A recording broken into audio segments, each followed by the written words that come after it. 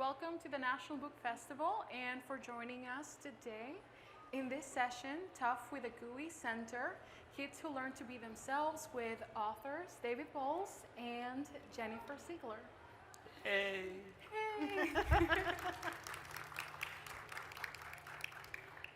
My name is Danny Thurber and I'm a reference librarian in the Hispanic Reading Room of the Library of Congress.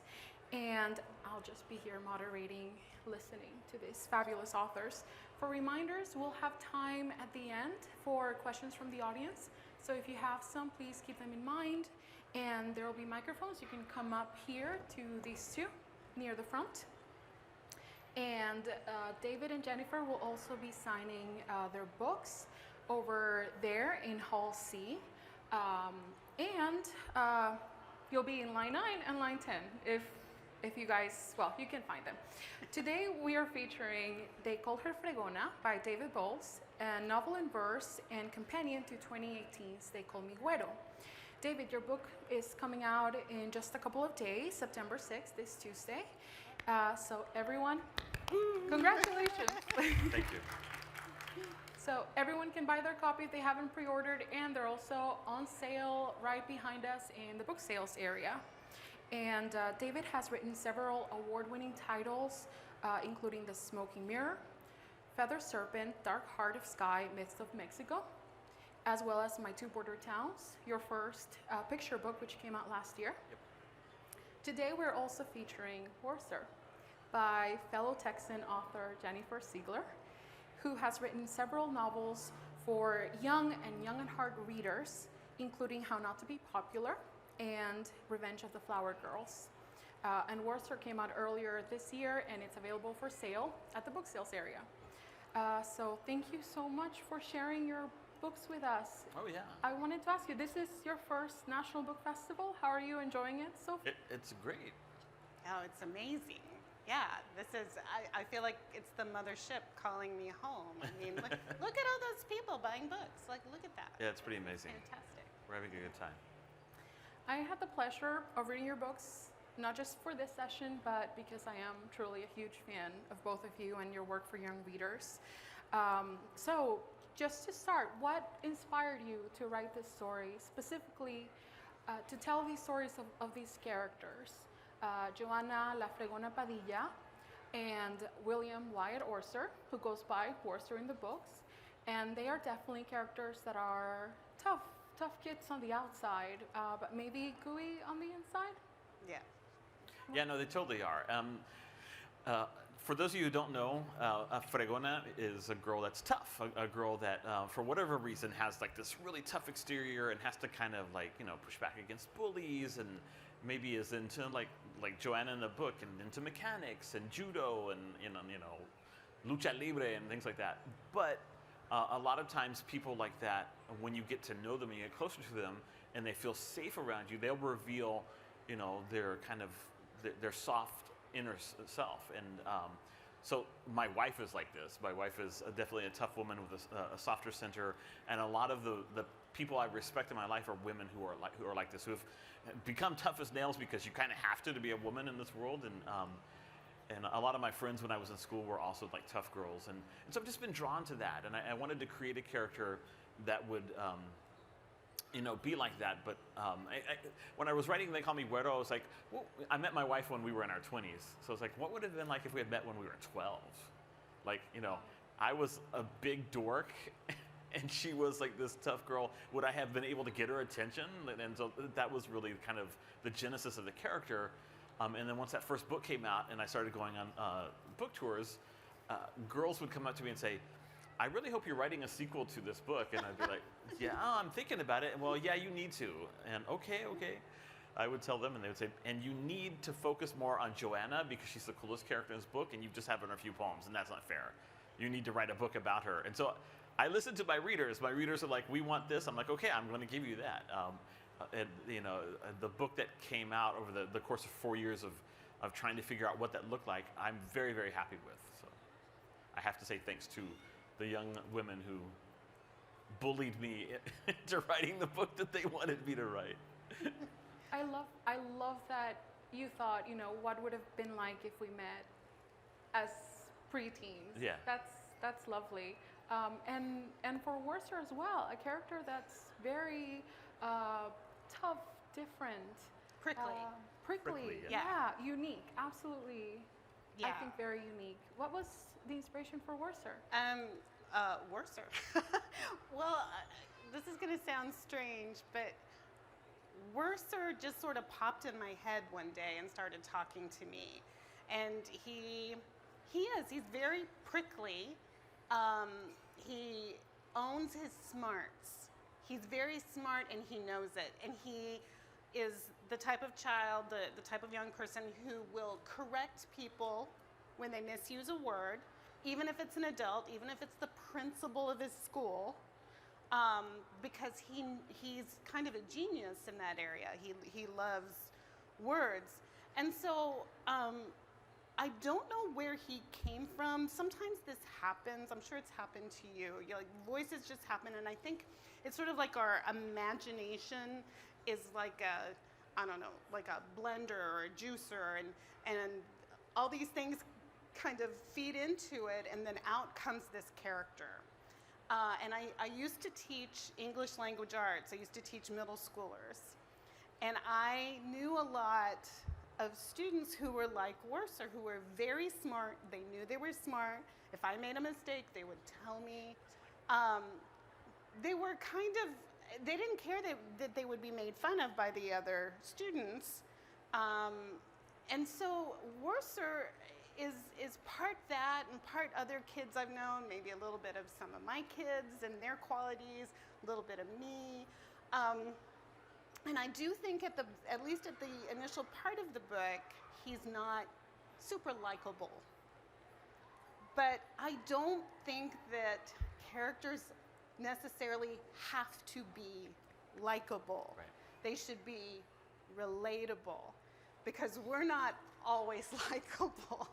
And there are, like you said, there are reasons why people behave the way they behave. And I knew Worcester's story and what he had been through, and there are reasons why he was acting that way. Just like when I was a teacher, I knew that there were reasons why certain students would act the way they would act.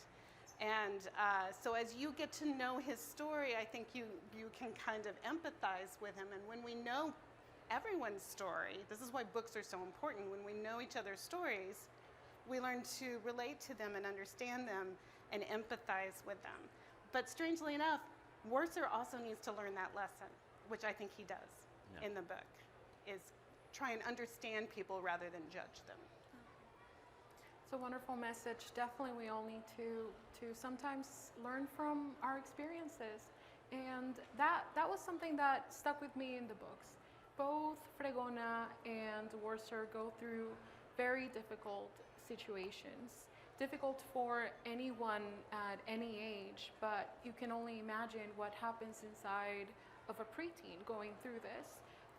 So I wanted to ask you, how was that difficult to write? How did you get that voice and the struggles and the reactions that they have as characters and to those around them? Yeah, I mean, for Joanna, it was relatively easy to understand the kinds of things that she was going to go through and the way people were going to act towards her, because I see it all the time. I see, young people from families where there's like undocumented family members, where they live in poverty and they have to work like really hard to protect each other and to make it day by day, and how that transforms you and makes you just very careful about who you let into your circle, who you let get close to your family, and how that carefulness and that protectiveness can look to other people like you're mean or you're cold or you're distant, when really what it is you love people so much that you're willing to be a shield for those people. You're willing to put yourself in harm's way to keep them safe. And that's the kind of person Fregona is. And I think that because it is off-putting, because I've seen this with my wife. There are sometimes she'll be in interactions with people, and her very, kind of confrontational, like abrupt, serious way of being is, throws people off sometimes, but it's just a way she's had to learn to be. And I think it's one of the reasons that, because the story is narrated from Güero's point of view, from Güero Casas, who's the narrator of the first book. They call me Güero, and he's, because it's a novel in verse, it's written in poetry, and he is a poet. He loves poetry. It just made sense for the second book to also be written from his perspective, but it also allows us to do things. So there's like this like trope called poster girl POV boy, right? And you see it in some books like Stargirl or something. You know, there are books out there where that the book is about a girl, but it's narrated by a boy. And the thing that we get with, they call her Fregona, is that the prickly things that might annoy you as a reader or like might throw other people off, you get to see it from Güero's perspective. And Güero adores Joanna. He worships her and thinks that she's like just perfect in every way. And so that eases the audience's introduction to her. And since we're hearing about her from somebody who admires her and is trying to get closer to her and is being drawn into her family and developing a friendship with their father and like learning all the things that made her who she is, then we go on that journey with him, and he serves as our eyes and ears. And I think it helps, you know, because I can see a book narrated from Joanna's point of view that might take a few chapters for people to be like, I don't know if I like her very much, but you know, but having somebody narrating it who loves her is, I think, it really helped a lot.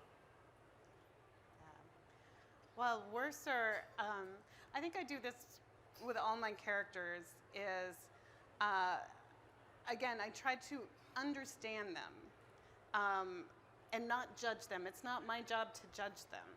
It's my job to relate to them and understand why they're behaving the way they behave and what is it they need to learn, because we all need to learn things. And how do we learn? We learn from other people. We learn from experience. And so it was my job to sort of figure that out. But I have to love my characters, even when they make mistakes. Yeah. It's just like I love my children and all the people in my family. I know they're not perfect. None of us are perfect. So I knew he was going to make some mistakes. And so it helps me to understand and relate to him, also to give him a little piece of me. And so for Worser, what I did was I gave him my love of words, because I love words. And he collects them. And I don't know if you can tell in the cover, he has this notebook poking out of his backpack that says masterwork. And that's what he calls this lexicon that he's building, where he finds these words that fascinate him and he groups them into categories. And some of them are really silly. And he's not really good at communicating with people, but he's very good at understanding words. And I love wordplay, and I love word games. And yes, I'm hoping to keep my Wordle streak going, because I love Wordle, but I was writing this story before Wordle. And I was always that kid. I don't know if any of you have ever played Mad Libs. You love Mad?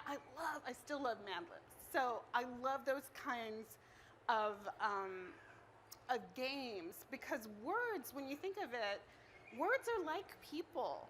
Words are born, and they also eventually fade out of existence. They change over time. They have culture. They have history.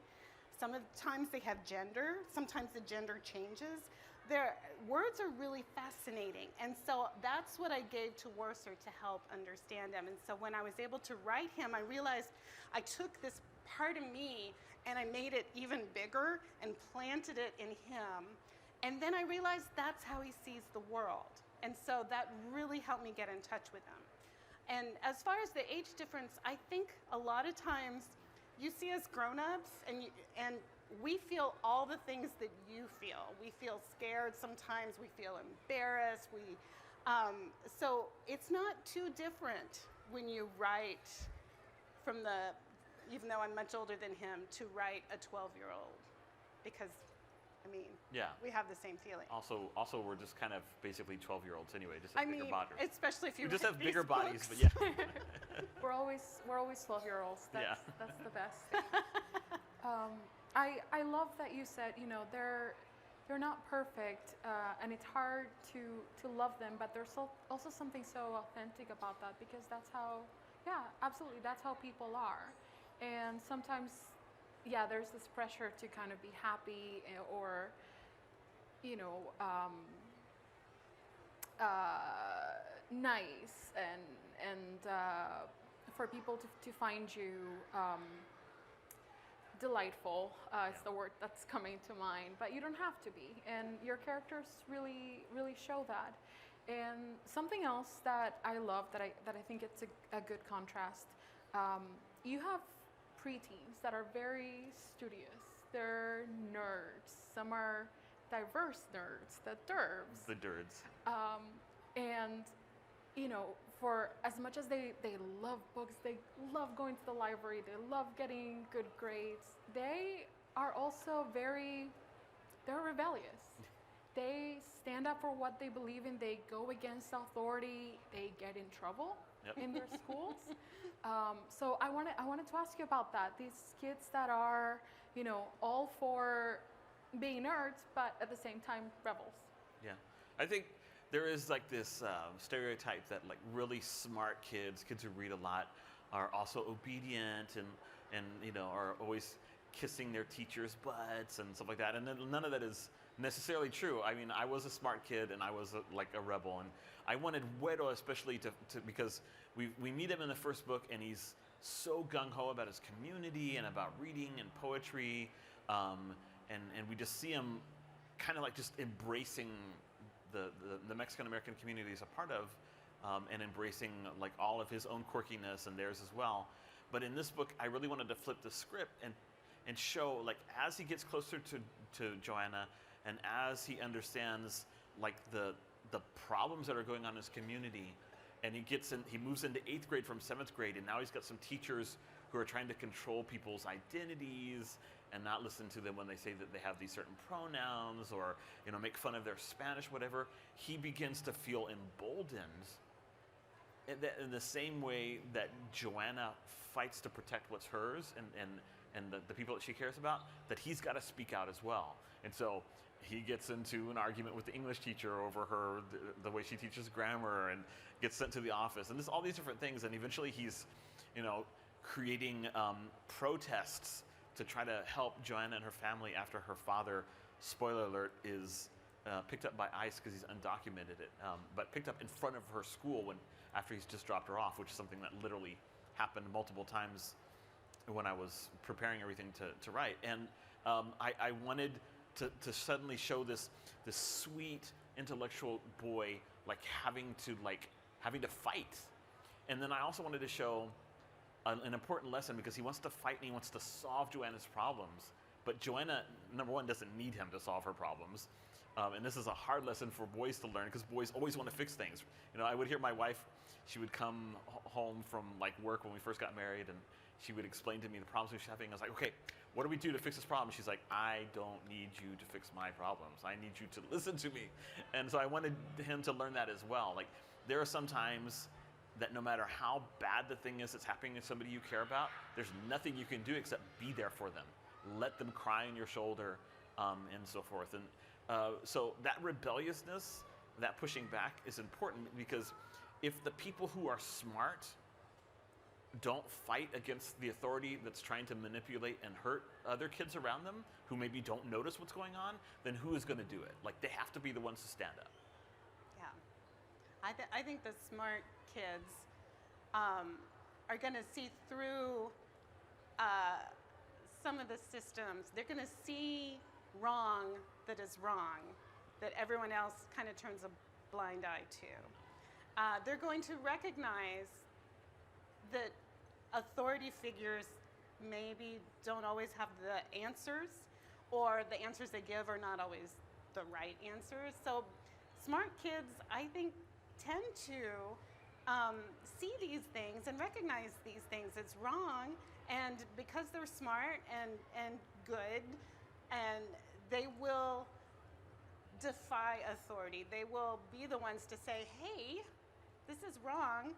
And, you know, it's the whole emperor's new clothes kind of story. And I think in the case of Worser, you know, he makes terrible mistakes in the book. He makes one mistake in particular that is very destructive. But there are reasons why he does it. And I think that's the thing about stories. That's the thing about fiction, is they're not supposed to be how-to manuals. It's not supposed to be, this is how you should lead your life. That's not why we read stories. We read to recognize ourselves, and we all have made mistakes, and we all feel feelings that we're ashamed of. And we all have thoughts sometimes that we're ashamed of. So if anything, they can be cautionary tales. And Worcester is grieving. Worcester has been through something traumatic. And I don't want to say too much because I'm hoping that maybe you might want to look at the book. But so he's been through a lot. He's not really thinking clearly. And he's only 12. Yeah. You know? One thing, I think David and I like to write these books because when you are an adolescent, you know, I can remember all these, you're being exposed to things for the first time, including emotions. You know, that is the time of first heartbreak, first love, you know, and you don't have the skill set to deal with it. So this is why I love writing books, is to get into the sort of messy feelings and all the mistakes. And when we think about all the beloved characters in our culture, a lot of them are kind of rascals in a way. You know, I grew up loving the Fudge books by Judy Blume, and, you know, we don't necessarily want characters to be perfect, because who can relate to that? Yeah, we have about 3 minutes left. Oh, we're getting close. I'll have one more question, but if anyone has some questions for the authors as well, I welcome you to join us in the mics up here. Just as a final question, our theme for this year's Book Fest is Books Bring Us Together. And I think your books are wonderful examples that also words bring us together. Yeah. So I think of Güero creating the Mexican-Korean slang, Right. or Worcester's complete masterwork, which is a whole lexicon play on words and appreciating words. So I just wanted to ask you, what are some of your favorite words, or words you find perfect, or words that mix your language and culture? Oh gosh. Well, talk about, I don't know, I'm completely drawing a blank. So many words, so many words. I mean, some words I love just because I think they sound funny, like kerfuffle. Kerfuffle is such a good word, or bamboozled. You know, sometimes they just sound like what they mean. But I also love serendipity. I love that word, serendipity, and I love the concept of it. But I agree with you. I would say words, stories, and community. I think that has been another theme, you know, and I know that Güero has his community, and that's very important in the books that you're writing. Absolutely. And Worcester finds his community. And this is something I have heard in all these other sessions about finding the people who get you and respect you and can relate to you and think you are great just the way you are. That is important. And sometimes it takes a while to find those people, but you can always find them. Well said. Yep. Yep. Sure. Are the other books that you've written also following the same kind of theme that we had this time? I mean, some of my books do have the same characters from this book. So, like, there's a previous one. But like a lot of my books are, even though they're not like, don't have the same characters, they're kind of set in the same area. They're set in South Texas, and in the Mexican American community. They're usually kids around that age or whatever. So, I tend to write that. What about you? Yeah, I think we all tend to write towards a truth. And I tend to write about family, and I tend to write about community, and also about finding your voice and finding your true self, and realizing that it's okay to be just you. You don't have to behave to please people. You need to be Who you are, yeah. and that people will value you for that. And it's great to be weird. I heard Janelle Monáe say that earlier. So if you don't take my word for it, embrace the weird. It's okay. It's great. Thank you so much. Thank you. I have a question, Oh, if look, there's a that's question. all right. Sure, I think we could probably make it happen Or real no, fast. no, Yeah. go ahead, go ahead. Go ahead. So my question is, what grade did you teach in middle school? Ooh, I taught 7th grade for 8 years. I taught 8th grade, mainly. For how many years? Yeah. Oh gosh, 3? Middle school. Yeah, 3, 4. Math. I didn't teach math. Oh. Do we have time? And then, do we have time for one more question? Yeah. Oh. Oh, okay. Okay, I'm sorry, we were under a mistaken impression, so we still do have time to talk some more. Oh, that's good.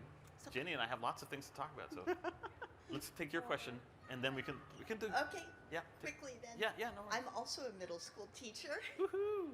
and my family hates it because, you know, teaching is about life, so sometimes I talk about my family and, you know, we're reading the book and I say, oh, that reminds me of when my husband or my kids, and my husband especially does not like that. So I just wondered, when you were mentioning your wife, what does your wife think about your books and being the muse for Fregona? Yeah. Well, I mean, there's a part of her I think that thinks it's cool, and you know she likes that I admire that way. But there's another part of her that's just kind of like she can't quite believe it. So she doesn't like to come to these kinds of events. Like right now, she's literally overseeing the construction of a house for our daughter. We just had our first grandson, and so we're building a house for my daughter, and that's the kind of stuff my wife does. She's like into carpentry and building, and she designs houses, like totally different from me. So you go talk about your books and stuff like that. And so when I tell her, yeah, I write about you and I talk about you and people admire you, and she's like, nah, no es cierto, that's not true. That can't possibly be true. So there's a part of it that she just hasn't really assimilated the fact that she is such an important part of my work, and that a lot of the women and girl characters in my books draw from things about her life. And Fregona is, I would say, probably about 30 to 40% based on her, and from the way she responds to bullies, to her fierce determination to protect her family, to holding down the roof of her family's little wooden shack when a hurricane hits. It's all these things. They're taken from her life without her permission. So the fact that she like happily allows me to do it, even though she's kind of like, oh, you're so weird, David, is just a delight. So yeah, I mean, she doesn't resent it at all. I think she would resent it more if I were like taking it and then being critical of her. But since I'm taking it and like celebrating that part of her, she's like, okay, yeah, that's fine. It's kind of like Joanna, when Joanna tells Wero, okay, you can be my boyfriend. She's like, okay, I'll be your muse. That's fine. Yeah. Thanks. Good question. And we have one more. What was your favorite part of teaching? Oh gosh. Well, I always learn from my students. You know, you all have great ideas. And a lot of times I would say, okay, we're all just going to write. And I would sit at my desk and I would write, and everyone else would write. And I would play Mozart, and they would roll their eyes at the beginning of the school year. But then later, if I forgot to bring the tape or something, that's how long ago I taught. We had tapes. They would say, Miss, where's the music? So my favorite part was when we would write together and then share, because I was always, you all are such good storytellers. You all have stories to tell. And some of them are made up, and some of them are true, and some of them are true, but maybe a little exaggerated. And so, yeah, I think that was my favorite part. I have to agree. Right now, what I do, I don't teach like middle school anymore, but I teach at the university, teaching teachers, people who want to be teachers, how to be teachers. And I always talk about this, like, you have to get over yourself. When you ask them to read silently, you need to be reading silently. When you ask them to write, you need to write. And then you need to share with them, and you need to share your mistakes. You need to share how you're correcting them. They need to see reading and writing is like this living, vibrant, really cool process that even adults who have degrees are still grappling with. But that's the only way you're going to inspire them to do what you did, because that's what I did for 8 years as a 7th grade teacher. As Jenny was talking about, getting them to writing with them, showing them that that their stories and their voices, their families are just as worthy of being in, written in pages and printed in books as any other story anywhere, And there are people here in this audience who are Latino, who are Black, who are Asian American, who are Indigenous. And I know sometimes it gets hard. You feel like, I've got a story, but nobody wants to hear my story. I promise you that there are people that want to hear your story. And I promise you that your story matters. And one of the most delightful things as a teacher was to guide students through that and get them to figure out how to express their story in their voice on the page. And I will never forget it. It's also been a long time for me. And we had cassette tapes as well. Although I guess I had some more CDs, just because I was more technologically advanced than the Ziegler. I'm just joking. My district did not have good technology. Yes. I would bring my own stuff. I had another question over here. Are you fluent in Spanish? I am, yeah. He is. Yeah. I grew up bilingual because I live on the border. I live in the Rio Grande Valley, it's not a valley. It's really funny. The Rio Grande Valley, it's not a valley. And the river is getting like smaller and smaller. So calling it Rio Grande, which means big river, is kind of like anyway. But yeah, it's like this floodplain on the border between Mexico and the United States. And I grew up going back and forth in the transnational community of McAllen, Reynosa. I had relatives on both sides. And so you just have to be bilingual. You grew up speaking Spanish. Yeah. And Jenny, even though Jenny's also Mexican American like I am, she grew up in a different place where you didn't need to use as much Spanish. And so although she speaks it, she probably doesn't want to consider herself fluent. No, I don't consider myself fluent. Because if she does, then I'm going to start speaking to her Spanish, and then it's going to be really embarrassing. I was explaining that when I get around people who are speaking Spanish, my brain slowly turns on that part of my brain, and I can sink into it. But if you were to say, talk to me in Spanish right now, I'd have to stop and translate. And it's my greatest shame because, I love my Mexican heritage. My mother is Mexican American, and I'm very, very proud of it. But I just never became fluent. And I always want to tell her when she says that, like, speaking Spanish is not a necessary requirement for being Latino, for being Mexican American. Claim it. Yeah. And in fact, there are probably like Latino kids in the audience right now that don't speak Spanish, and that's fine. You're still just as Latino as anybody else, And if somebody gives you a hard time, say, you know what, Spanish is a colonizer's language anyway, so leave me alone. Tell them to start talking to you in an indigenous language, and then they can complain about your lack of Spanish. Which you also know. Which, yeah. Or Spanglish. That's also valid. Spanglish is valid, very valid. Hi, another question. Have you ever been like writing a story and then you realize that you were writing on the completely wrong theme or genre, and then have to start over and just do a whole nother thing that's completely different from what you were starting? How do you know what I was doing last month? That was like last month. This feels like an attack. How do you know? No. Yes, definitely that happens. And you know what? And it's okay for that to happen. And what you do is, you start over and you set aside that other thing, and you never know. Years could pass, and you can be like, you know what? I started a project, and then realize it wasn't the right thing at that right moment. But let me look at it again now. And there are stuff you can salvage. Or even if you start a project and you decide, oh, it's the wrong genre, wrong age group, wrong point of view or whatever. You can reshape it into something new, or you can pull things out of it and put them in a new story. Yes, it's a pain because it's like double work. But when you feel that, you just got to do it, because if you're stubborn, you're like, no, I'm going to continue writing this, then it's not going to be good, right? If you are recognizing that in your writing, that's a good thing. Yes. That means that it's not there yet. The story needs to be what it's going to be. And so sometimes we think we know how to write it, but then at a certain point, you just know in your gut, it's not right. And someone else might read it and go, what are you talking about? This is fine, but you know. And for me, it helps to go to character. The character at a certain point is going to feel so real to me that they will say, no, that's not what I'm going to do. I'm going to do this. Yeah. Or, in the case, normally a lot of my books are written in first person point of view.